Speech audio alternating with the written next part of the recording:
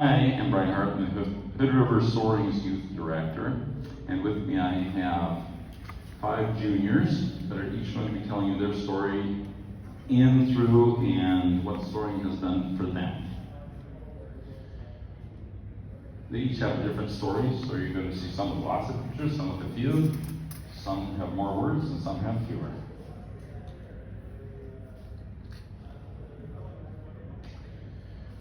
This is my favorite soaring picture ever, but it seems very innocuous, very innocent here until you look at this. In the glider is 14-year-old Miss Isabel Euland over here. But wait, it gets better.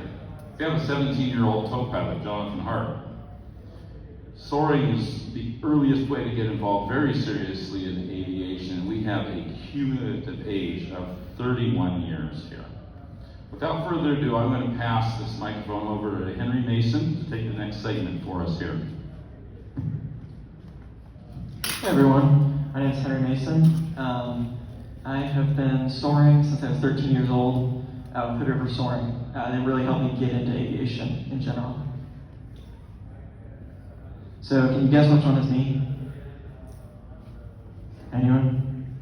Long hair. Yeah, it is me with the long hair. I've changed a little bit. I've gotten my hair cut. So I had my first solo when I was 15. I did it kind of the slow way. I took lessons every once in a while instead of doing them all consecutively. It turned out to be actually more expensive than I wanted it to be. So most of these other students stole it at 14. And then I took my check ride at 16 after I had about 40 hours. And then I took, actually, this is a pretty cool photo. So this is me at the glider port on the day of my check ride with Oates Schwarzenberger, who is a pilot who soloed in 1944. His first flight in the glider was his first solo. They rolled him down a hill and shouted instructions for him what to do in a megaphone. No power in the megaphone. 80 years exactly before my check ride, and he just happened to show up at the airfield. And then I took my dad and my mom up in the glider. They were both very, very, very afraid, and not surprisingly. My dad in the back can account to that. Yes. So one of my favorite things to do while soaring is called wave flying. Basically what happens is air hits a mountain range and gets deflected up into a compression and decompression cycle, which can give you a really big lift up to almost 100,000 feet. The world record for wave flying is 76,000 feet right now, set by a group down in South America. So can anyone guess how high this picture is?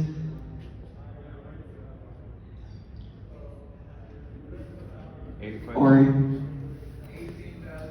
it's actually not 18,000 feet, it's 13,400 feet. Please read the altimeter next time.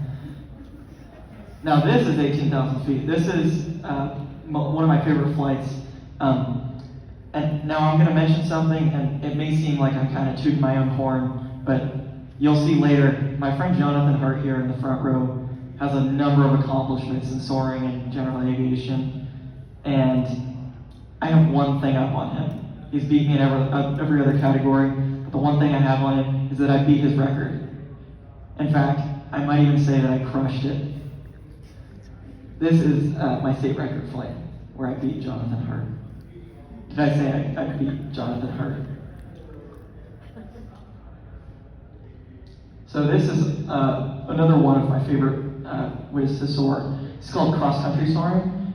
This picture on the left here is me about 55 miles away from the Ephrata Airport during a cross-country camp last summer out in central Washington. And then right in the middle here is me in what's called a gaggle with 2 other gliders, Isabel and then our other friend Annika. And it's one of my favorite things to do in soaring because you can build connections with people and go and follow them hundreds of miles away from the airport on long flights, and it's really a very fun and really enjoyable way to fly. And then this on the right is a contest style launch where we launch all of the gliders in very quick succession, very chaotic, though somewhat organized. This is what happens when something goes wrong. So though myself, I haven't landed out, this is called a land out where you have to land off field. This is a very experienced pilot who ran out of lift, like our friend Miss Uland out. You keep that in mind for the next slides. I also want to mention, she's included 3 of her land outs in the slides. Please note, there have been 4. She's trying to trick you. So then, this is just some pictures of my favorite things to do while soaring. And next up, we have Anastasia Mixky. Check. Alrighty, I'm Anastasia Minsky, and I'm going to tell you how I got into soaring. So I'm going to start with a brief introduction to my family. So in the bottom right corner, so you'll see my parents, and it is a family of 5. You see those backpacks? So there are 2 of the best pilots in there. Yeah. Alright, so I'm going to start with a little bit of background on my parents.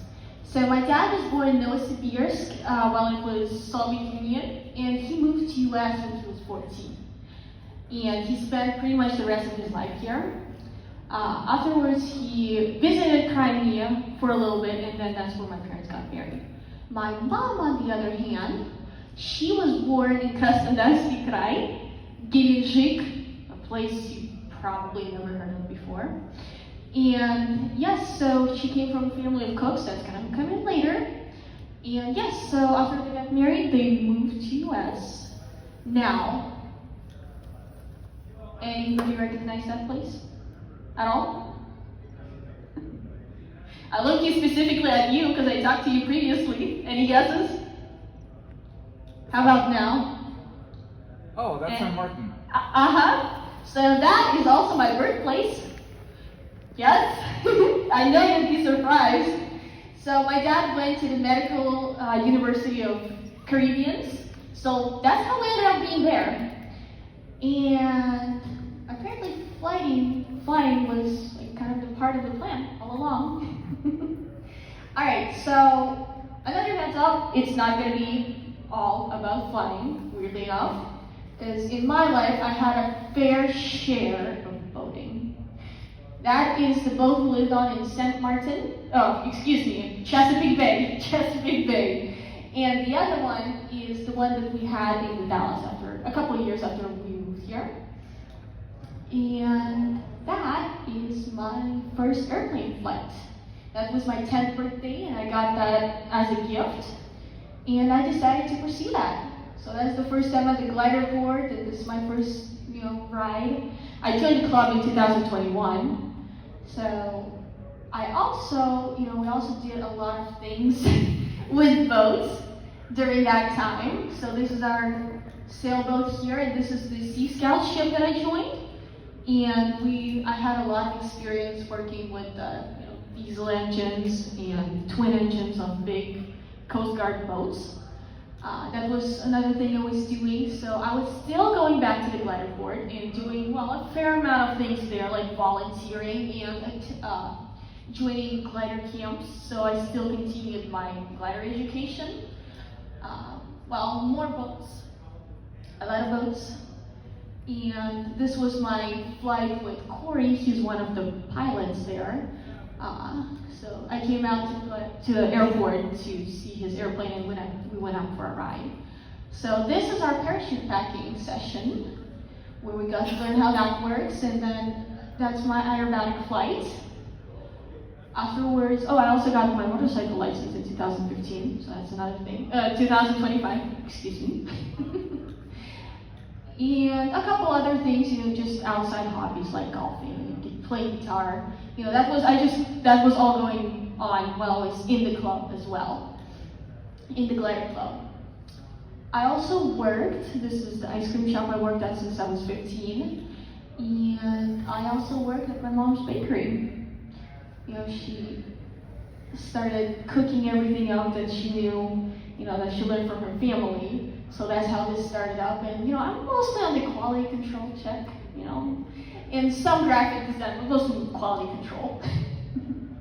All right, so after all of that time, I attended the 2025 glider camp.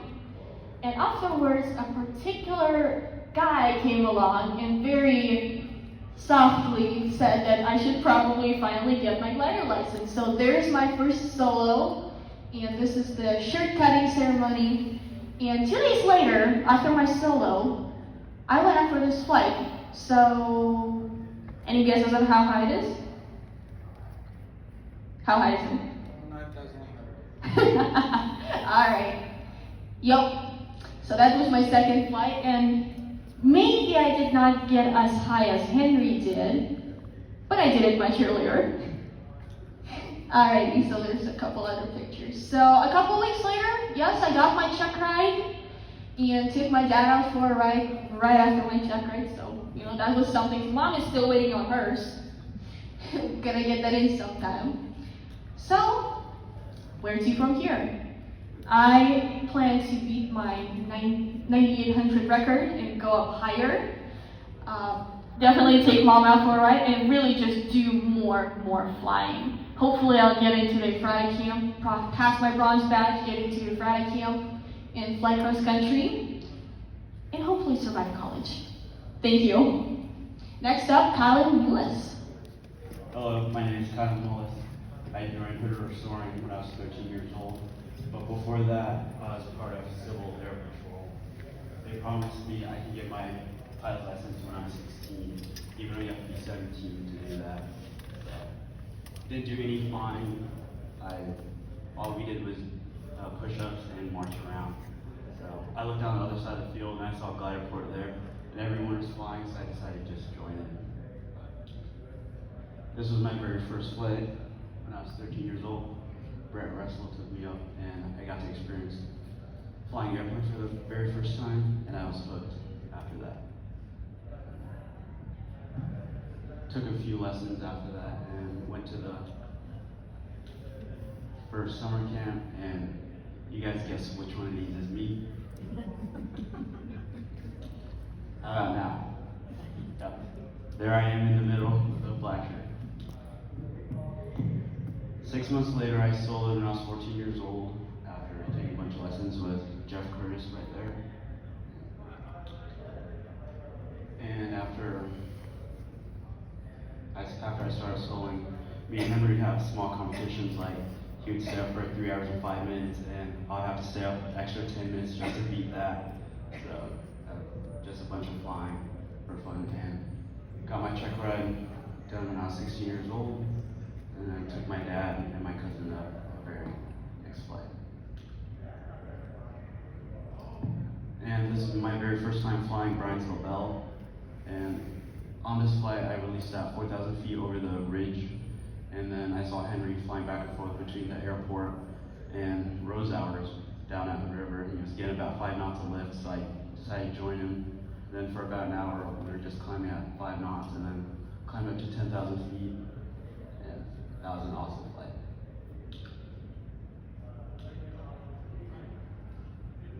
Here's me and Isabel pushing out Bryansville Bell at Afraida for me to get started on my cross-country flight. And on that flight, I got to 7,005 feet, but I was too scared to really fly anywhere because there are no clouds or there are no markers at all for lift. So I was just flying about 12 miles away from Afraida, and I got really low, and so I saw this dirt runway, decided to land on it because I couldn't get back to Afraida, and I used up almost the entire runway just because I like to come in fast when I land. So, and then I saw Isabel circling up there, getting lower and lower, and then she joined me at the same airport. There she is, under the wing. And my future plans are to become an airline pilot and fly for United Airlines so I could join them with smashing guitars on the runway.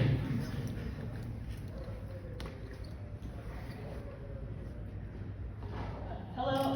Isabel, and yeah. So I'm a junior in high school right now. I have over 100 hours of gliders, and as you saw, one of my comrades like to call me Isabel, you let it out, because I laid it out a few times. I would like to note, Henry, that I laid it out less than Jonathan. Anyways, continuing on with, with the tradition, you guess who Henry, Cal, and were? Well, can you guess who I am? The one with the red shirt. Crazy. So ever since I was young, I was always interested in flying. I run around with trash bags and try jumping off the stairs, see if I could take off or build model airplanes with my dad. And I never really got into actual flight until my 10th birthday, where my parents gave me a flight in a glider. And then after that, I never wanted to quit flying. I joined the local soaring club, learned how to do walk-arounds, run the wing, and then started to fly myself when I turned 14. There. Yeah, first solo at 14. But not only was it my first solo, I also earned my A badge, which was what's pretty common in the gliding community, are badges. What are badges? There's something different between gliders and planes, is that gliders don't have any engines. So if you were to fly from Seattle to Portland, it's much harder to fly in a glider, because all it takes for a plane is some time and some fuel. But for gliders, it takes a bit more planning, a bit more weather awareness, and terrain awareness. Yeah, it started off with the ABCs, A badge being first solo, B badge being like a 45-minute flight, and C badge an hour flight with some spot landings. And those are just to get you used to the plane and kind of feel it out, know what it's like to be solo and flying around. And then the true cross-country badges come into play. You've got the bronze badge, which is starting to become more aware of what would happen if I did land outside of the airport, what would happen if I went into unknown kind of terrain. And then we've got silver badge, which is more about your distance and your how much altitude you can gain and how much time you can stay up. So it's more about your skills presented. Those are the badges I've gotten so far. But along with the badges, I also found a quote that seemed to have resonated with me very well. And it's the day you decide to land, the day you decide to fly cross country is the day you decide to land out. Stating that the moment you go out of range of your airport, there's a possibility you're not going to land back at that main airport. You might find a field, you might find a different airport, you might find, I don't know, I know someone who found military base if they landed at, right? You've got many different places that you could land out. And so, as stated, I landed out a few times. First time was on the Beasley Hills Duster Strip. I would like to say that I took half as much space as Kyla did to land that one. But that was quite an experience. Then after that, I found Farmer's Field, because I got low not near any airports. I learned how deep a fallow field can be full of dust. Then after that, landed at Lake Lenore. And those were the three major ones. When I turned 16, my 16th birthday, got my private pilot check ride, and a week later, I did a cross-country gliding race. I pretty much talked to my club, said, hey, can I borrow a plane for like a week? And I put some contest IDs on there, and I left to Ephrata, Washington. While I was there, I met some very experienced pilots. I learned how to race pretty much. I learned everything. And then I got 7 out of 10, so not dead last, but yeah, next year I'm hoping to do better and continue to race. So, like I said, gliders do cross-country distances. This is an example of a large distance. This is a gold badge distance. This is Jonathan's gold badge that he earned, how many years ago? Anyways, it was a total of 186 miles. Well, this year I'm hoping to earn my gold badge, and I'm also hoping to beat Jonathan's record and make a new Washington State record while I earn my gold badge. Hopefully, might get 200 miles instead. Guess that leads me on to plans for the future. In the future, I'm hoping to continue to race. I'm hoping to go to Region 8, which is Freya, but also this year I'll be going down to Region 10, which is down in California. I really enjoy racing. You learn so much. And then also, like I was saying, go for the gold. I'm gonna beat Jonathan's record, and also, go for more badges. And then hopefully in the far off future, one day I might be able to compete at the Junior World Soaring Championships. I know I'm not quite there yet, but if I continue to practice, I think I'll be able to get there. Like I said, I say thank you for a whole lot of scholarships. Flying's expensive, and sometimes I would not be able to race without scholarships. So, I mean, if you're interested in flying, there are scholarships out there, and you too can race and whatnot. Yeah, thanks. Jonathan?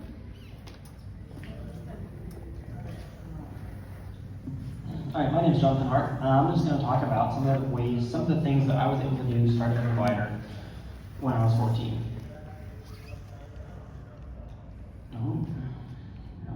All right, so currently I'm 19 years old. I am a CFI, commercial glider pilot, instrument instructor, airplane instructor, glider instructor, and A and OSP. So what is that? I have my airframe certificate, mechanic license, and I'm waiting to get my power plant for aviation mechanicking. So I'm in school for that. I currently have about 1,300 hours total time, and I've done about 1,300 glider tows. So this is me when I was 14. I started flying gliders, and about 6 months later, I soloed, and this was in January of 2021. Is my first glider solo. And soon after that, I started flying glider cross country. But on my first cross country flight, I didn't make it too far. I got about 45 miles and ran out of lift and landed in a field. So that was my first land out. And in the year after that, I landed out about 9 more times. So a couple more than these other people, rookies. So I've done, well, between my 14th and 16th birthday, I did about 150 hours in gliders. Started lessons in the J3 Cub and powered when I was 15 and a half to work up towards my solo for when I would turn 16.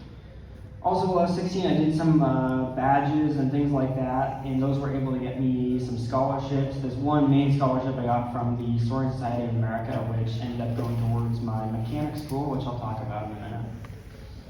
So I set some records, which Henry is in the process of being in, but I'm gonna have to get back at him soon. So on my 16th birthday, I got up there and got my glider private pilot glider license. And later that evening, I went over to the other airport and soloed the Piper J3 Cub. Between my 16th and 17th birthday, I built more hours, did lots of flying, working towards my private. I couldn't get my private till I was 17, so here's me with my power instructor. We flew, did a long cross country, went over to Illinois, delivered a Comanche there and brought a 150 back. It was a great opportunity to get me more hours and more experience. There's a Comanche we flew. I also got to that year go to the High Sierra Fly-In down in Nevada, which is a dry lake bed. We do a huge backcountry fly-in. It was a lot of fun. This trip here we went to California to buy a motor glider. So it was my dad and I was 16 years old. I had my license, my dad didn't have his license, so I was the pilot on this 600-mile flight each way. This was flying back home past Mount Shasta. We were about 10,000 feet right there. Another picture, this is my favorite mountain around here. It's Mount St. Helens. Over the top, we're probably about 10,000, 12,000 feet right there. Did more flying. This is the 150. Did a lot of time flying that. This was the Vans RV-12. I got quite a bit of time flying that, working on my instrument before I turned 17, working up towards my 17th birthday. And while I was also still 16, I got my tail wheel, high performance, and complex endorsements. Before I turned 17, I worked towards my private license and got all my instrument time in so that right after I turned 17, I could get my private pilot certificate on my birthday. The next day, I started towing gliders. Since I'd been a glider pilot already for 3 years, I started towing gliders the next day in the Piper Pawnee. So that's a high performance 265 horse tailwheel airplane, retired crop duster, super fun to fly. About 2 weeks later, after I got my private, I got my instrument rating. And just hanging around the airport, got to fly some really cool airplanes. So this is a Vans RV4 with a rocket kit in it. So it's a really high performance, about 300, 350 horsepower. It'll do any aerobatics. You would break yourself before you break the airplane. This is the Sheriff's Department Super Cub. They do all the search and rescue missions and that, so I've done quite a bit of flying around with the Hood River County Sheriff, and learned so much from flying around with old pilots. Just more cool backcountry airplanes. This is a Piper Malibu. I was hanging out at the airport one day, and a guy said, "I need help cleaning my airplane." So I helped him clean his airplane, and he started taking me flying, and I still fly that airplane with him to this day. It's a panel. We did some IFR stuff in that plane. It's kind of fun. Within a year after I got my private license, after I started towing, I did about 700 glider tows. The summer when I turned 18, I got my commercial airplane license. I got commercial airplane first, followed by the next day I got my commercial glider license. And about 3 weeks later, I got my flight instructor glider license. And then another 3 weeks, I did more studying, got my CFI airplane. And then about 2 weeks after that, I still was my first student in power. That was all in the summer of 2025. And then September 2024, I started AAP school, so working on my airframe and power plant, airplane mechanic certificate. This is out at our school. We have a Q400 that Horizon Air donated to us, so we can do some work on that. It's pretty cool to go out there and see the big engine and all that. Being a CFI, I've got some pretty cool opportunities. Got to fly some Super Cubs, and one of my students owns a couple Super Cubs here and lets me fly out whenever I want. So this here was a mountaintop landing. We landed out on the John Day River, top of the mountain. All we had was about 250 feet of usable landing strip, just a dirt road up there. We went out and went chukar hunting. So it was a really good teaching opportunity for my student and a lot of fun. Here's a Bonanza I fly for one of my students working on IFR. And so I'm teaching him in that, so I get some Bonanza time, complex, high performance time. It's a lot of fun. In July 2025, I got my CFII, so instrument instructor rating. So that's when I started teaching instrument. And this was in the RV-12 over at Camas Grove Field. I got a lot of opportunities when I was, after I got my CFI and just hanging around the airport. So I got to fly in an Epic E1000, which is pretty cool. In October of last year, so almost end of last year, I got my airframe certificate, so I'm half a mechanic now, and I'm working on my power plant rating now. Then I'll graduate my mechanic class in July of this year. And then some of my goals are just, I'm gonna keep teaching for now, build more hours, and eventually I'd like to go fly for corporate, something else, maybe airlines eventually. That's just kind of my story. That's what I've done. And up next is my dad. They all got an early start, and I didn't.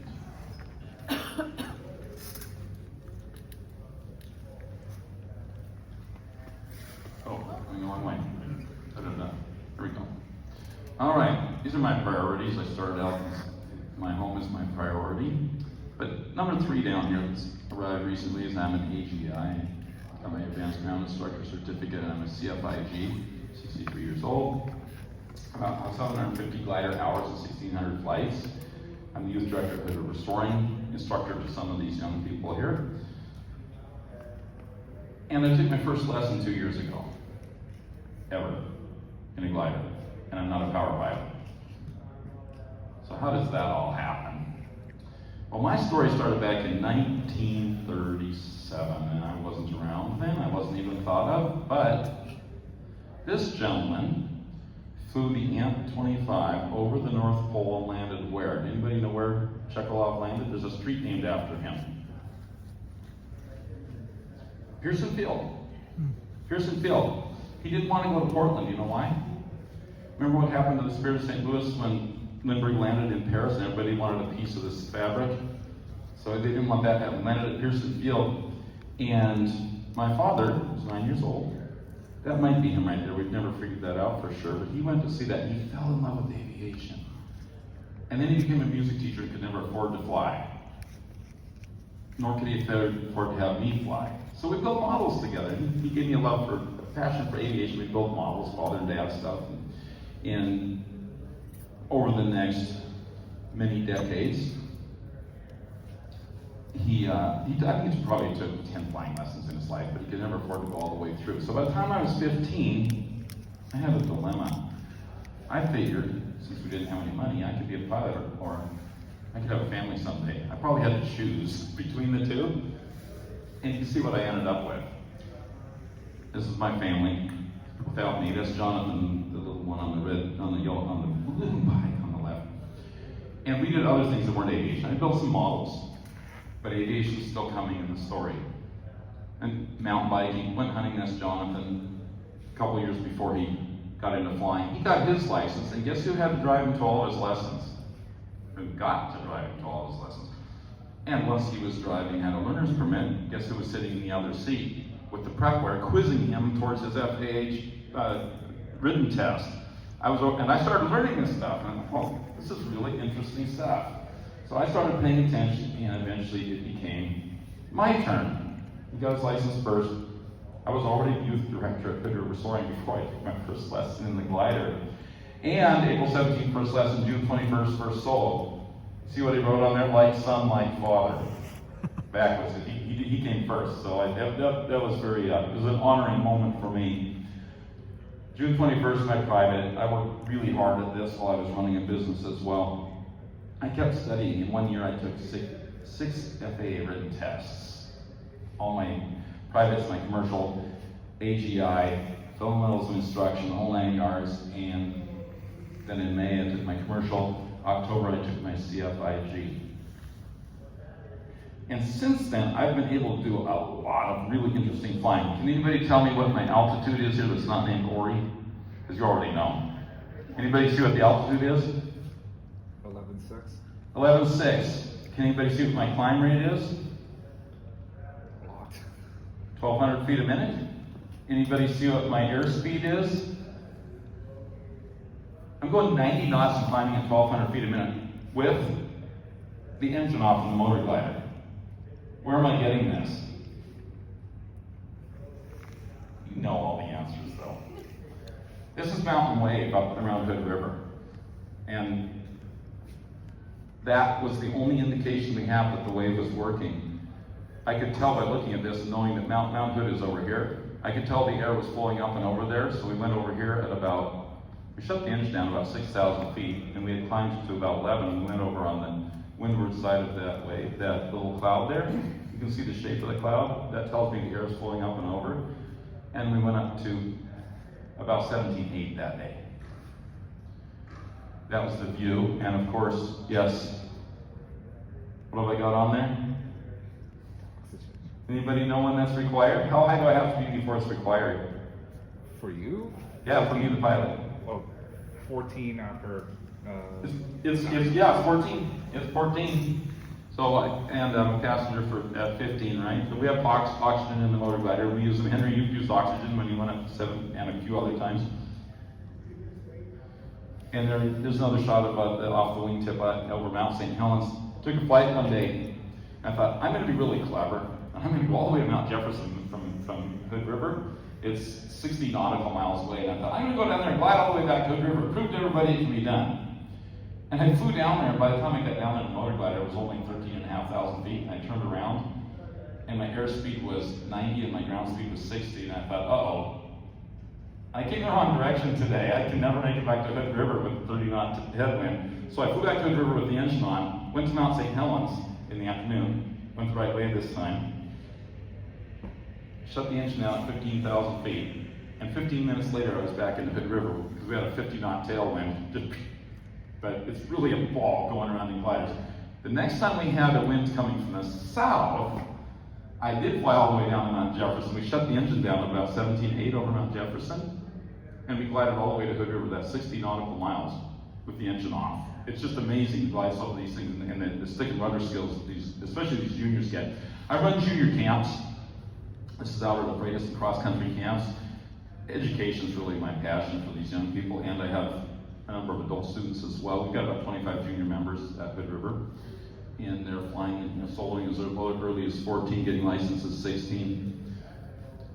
And then in this, these are several of my adult and juniors, students that have gotten licenses in the last year. Check right pictures.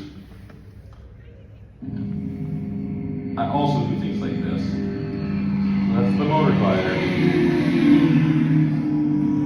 And you saw a picture of this airport earlier. Remember Kylan landing at a dirt field and Miss Isabel Uland out coming down and landing in the same field. So they had to make a video of me while I was flying by, taunting them. I took Isabel's dad for a ride and flew over the airport just to let them know we were looking out for them and remember that it's still possible to stay in the air if you have an engine. Where to from here? Sound isn't working, so you probably missed the, oh, it is working now. This is my boss, Jonathan Hahn. Anybody ever see Heart to Heart back in the 1970s? Of course. The character's name was Jonathan Hart, and I had no idea of this until after we named him many years ago. You can scan these if you like. Our time's pretty good here. All of you juniors come up here and they can ask you questions. I talk too much anyway, so you can always come up here and hand the mic around and you can ask any questions you want of these juniors.